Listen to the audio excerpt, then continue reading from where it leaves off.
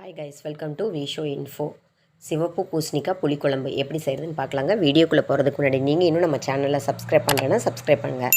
அப்படியே பக்கத்தில் இருக்கிற பெல் ஐக்கானை கிளிக் பண்ணுங்கள். அப்போ தான் நான் போஸ்ட் பண்ணுற வீடியோ எல்லாத்தையும் நீங்கள் உடனே பார்க்கலாம். வீடியோக்குள்ளே போகலாங்க. சிகப்பு பூசணிக்காய் புளிக்குழம்பு செய்ய போகிறேங்க. சிகப்பு பூசணிக்காய் 1 டம்ளர் கட் பண்ணி வச்சுருக்கேங்க. நம்மக்கிட்ட இருக்கிற அளவுக்கு கூட்டி குறைச்சி சேர்த்துக்கலாங்க. அதே மாதிரி தான் பூண்டு, சின்ன வெங்காயம் இதெல்லாம் கூட நமக்கு பிடிச்ச அளவு. தக்காளியோட புளிப்பு பத்தாதுன்னு புளியும் சேர்த்து நான் எடுத்து வச்சுருக்கேங்க. பெரிய சைஸில் ஒரே ஒரு தக்காளி எடுத்து வச்சுருக்கேங்க.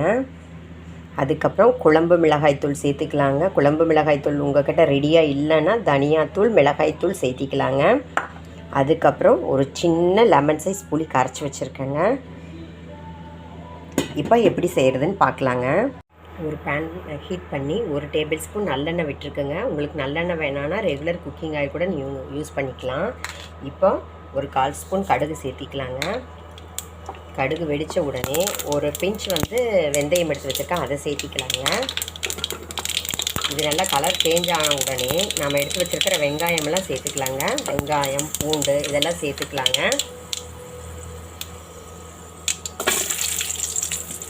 இதெல்லாம் சேர்த்து ஒரு தடவை நல்லா வதக்கிக்கலாங்க. கொஞ்சம் கலர் சேஞ்ச் ஆனதுக்கப்புறம் தக்காளியெல்லாம் சேர்த்திக்கலாங்க. 1 நிமிஷம் கலர் சேஞ்ச் ஆகட்டுங்க.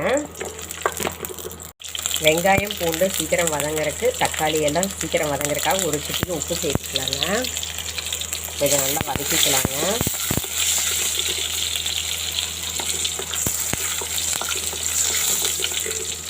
ஓரளவுக்கு வதங்கிடுச்சுங்க. இப்போ நம்ம எடுத்து வச்சுருக்கிற தக்காளியை சேர்த்துக்கலாங்க.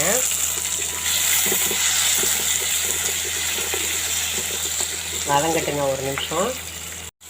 பாருங்கள், வெங்காயம், பூண்டு, தக்காளி இந்தளவுக்கு வதங்கினதுக்கப்புறம் நாம் கட் பண்ணி வச்சுருக்கிற பூசணிக்காயை இது கூட சேர்த்துக்கலாங்க. ஏன்னா இதுவும் கொஞ்சம் நேரம் வதங்கணும் இல்லையா. நான் இதை வேக வைக்கலைங்க, அப்படியே பச்சையாக தான் சேர்த்துருக்கேன். ஏன்னா இது ஓரளவுக்கு சீக்கிரம் வெந்துடும்.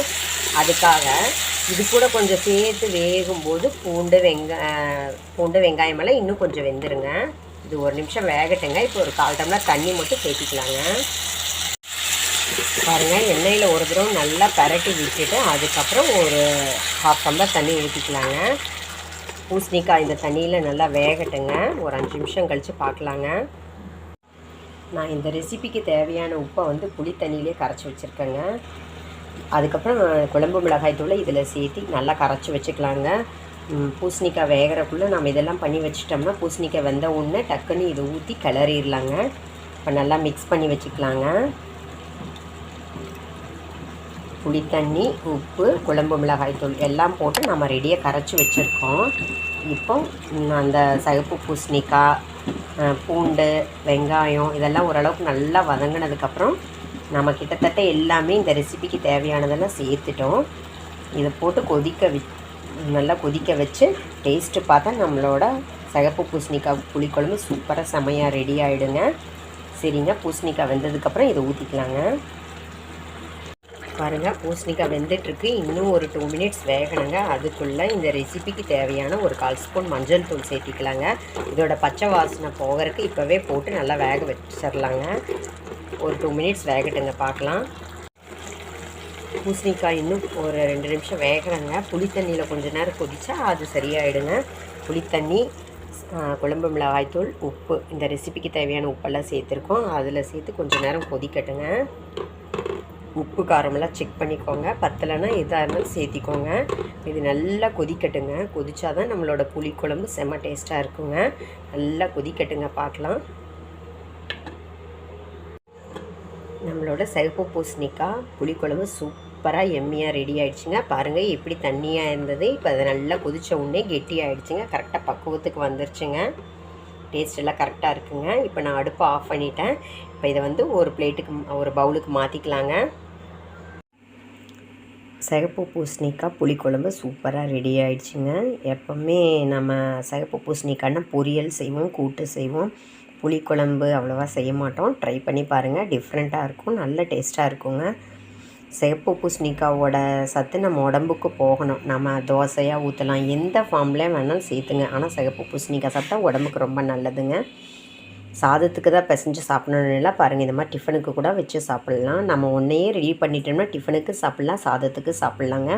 சிவப்பு பூசணிக்காயிலே நேச்சுரலாக லைட்டாக ஸ்வீட் இருக்குங்க. அதனால் புளிக்குழம்பு வந்து ரொம்ப இனிப்பாகாமல் இருக்கணும்னு நினச்சோம்னா இது நல்லா உரப்பாக செஞ்சுக்கலாங்க. சூப்பராக செமையாக இருக்குங்க. நினச்ச மாத்திரத்தில் டக்குன்னு செஞ்சிடலாங்க. குழம்பு மிளகாய் தூள் இல்லைன்னு கவலைப்பட வேண்டியதில்லைங்க. தனியாத்தூள், மிளகாய்த்தூள், மஞ்சள் தூள் சேர்த்தா கூட போதுங்க. தக்காளியோட புளிப்பு பத்தாதுங்க. அதனால தான் நாம் வந்து புளியும் கரைச்சி ஊற்றிருக்கோங்க. இதை ரெடி பண்ணிட்டோம்னா எல்லா டிஃபனுக்கும் மேட்ச் ஆகுங்க. இட்லி, தோசை, சப்பாத்தி, பூரிக்கும் நல்லாயிருக்கும். ஒயிட் ரைஸுக்கு நல்லாயிருக்கும். தயிர் சாதத்துக்கு ஊறுகாய்க்கு பதில் தொட்டு சாப்பிட்லாங்க. சூப்பராக இருக்குங்க. இது ஒரு 2 நாள் நல்லாவே இருக்கும். பதமாக பக்குவமாக பண்ணிட்டோம்னா ஒரு 2 நாள் கூட வச்சு சாப்பிட்லாங்க. சூப்பராக இருக்குங்க. ட்ரை பண்ணி பாருங்கள். என்னங்க இந்த ரெசிபி உங்களுக்கு பிடிச்சிருந்தா லைக் பண்ணுங்கள், ஷேர் பண்ணுங்கள், கமெண்ட் பண்ணுங்கள். ஞாபகமாக சப்ஸ்கிரைப் பண்ணுங்கள். ஓகே, பாய்.